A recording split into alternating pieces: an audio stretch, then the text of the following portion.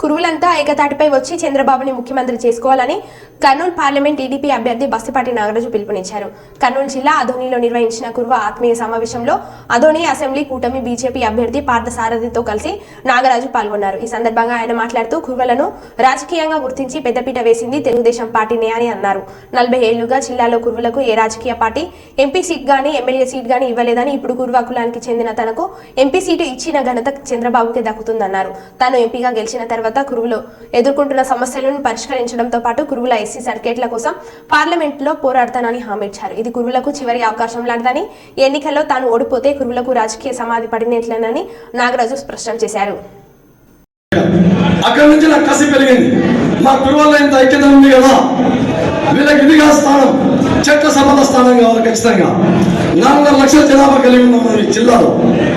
4 లక్షల జనాభా కలిగి ఉండి మనం ఏ రోజు ఒక అసెంబ్లీ స్థానం కానీ ఒక ఎంపీ స్థానం కానీ ఎక్కడ కూడా మనం రోజుకోలేకపోతున్నాం.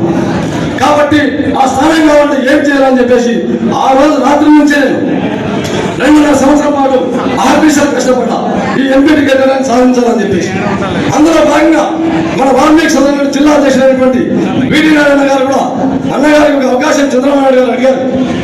నేను ఈ సభ సాక్షి చెప్తున్నా, వీడినారాయణ గారిని మళ్ళీ ఏమైనా పార్లమెంట్కి పోగలుగుతారా 3వసారి అని అడిగితే, లేదు సార్ 2 సార్లు పోటీ పెట్టారు, నా తర్వాత కుల బాంధవులు ఉన్నారు, వాళ్ళకి ఒకసారి అవకాశం ఇవ్వండి అన్నగారు వాస్తవంగా చెప్పారు. ఇది చాలా గర్వించాల్సిన విషయం. ఎందుకంటే అన్నగారు చెప్పిన తర్వాత ఆ తర్వాత చంద్రబాబు నాయుడు గారు ఒక కొలిపెచ్చి కులవాళ్ళ పరిస్థితి ఏముంది, జిల్లాలో వీళ్ళు పోటీ చేసే స్థాయి ఉందా, వీళ్ళంతా కెపాసిటీ ఉందా అని చెప్పేసి మొదలుపెట్టారు. అందులో భాగంగా కులవాళ్ళకి ఇస్తామని చెప్పిన తర్వాత మన కుల బంధంలో కూడా అన్న 10 లక్షలు అన్నగారు అయితేనేమి, ఇంకా మిగతా వాళ్ళు అయితేనేమి అందరం 9-10 మంది దాకా పోటీ పడ్డాము. ఏ వేదిక పెట్టుకున్నా కూడా, ఏ సభ పెట్టుకున్నా కూడా మన కులవాళ్ళు ఎవరు తెచ్చుకున్నా కూడా మనమంతా ఏకదాని మీద వచ్చి గెలిపించుకోవాలని ఒక ప్రమాణం చేసుకున్నాం. చేసుకున్న తర్వాత అందులో భాగంగా నేను సీట్ తెచ్చుకోవడం జరిగింది.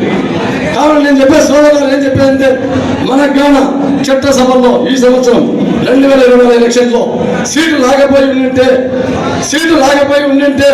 30 ఏళ్ళ మన కురువలను గుర్తించే వాళ్ళు లేరు. అంటే ఎంత కష్టంగా ఉన్న పరిస్థితి మీరు అర్థం చేసుకోండి. అంత కష్టపడి సాధించడం దీన్ని. ఈ సీట్ను తెచ్చుకోవడం ఒక ఎత్తు అయితే, దాన్ని గెలిపించుకోవడం కూడా రెండింతలు మనం పనిచేయాలి. ఈరోజు ఇక్కడ చేతులెత్తి కేకలేసేది కాదు. మే 13వ తారీఖు ఒక ఉప్పెన మారు ఉండాల.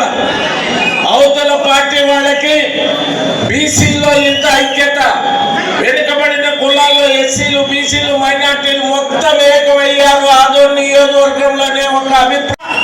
ఆదోన్లో 6 కంటే ఎక్కువ